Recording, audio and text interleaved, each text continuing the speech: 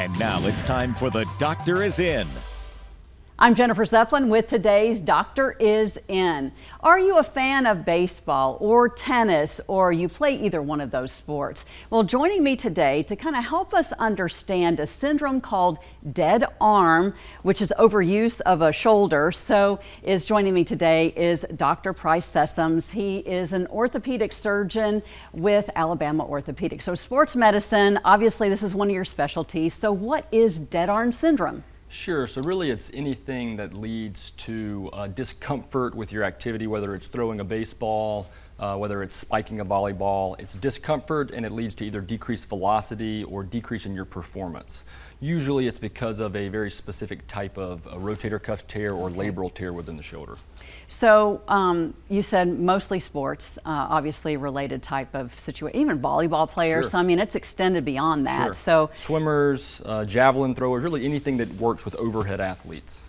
So what about treatments or even exercises? Yeah, so I'm a surgeon. I love to operate, but this is actually something that is best treated non-surgically. If you can avoid operating on your normal native anatomy, you're best to continue to get back to your prior level of function. So there's certainly some therapies that we look at, and depending on what the exact pathology is, those therapies vary, but certainly physical therapy is the mainstay for this.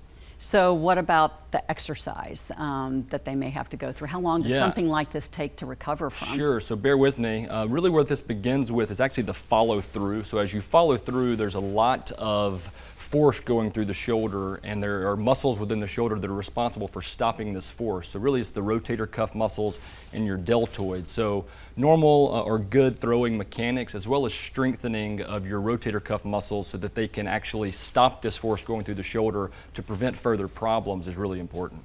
Well, I mean, it does sound like something at least most likely is better to be able to treat versus trying to do surgery. Yeah, so the treatment for this is certainly prevention. So if you're having any issues or you think you have concerns over developing a problem with this, please come see us. We have excellent therapists. Physical exam is very important for this, so we'd love to be able to evaluate you and take care of you. All right, thank you so much, Price. Really appreciate it. We are going to dive a little bit deeper into this subject on Facebook, so join us there.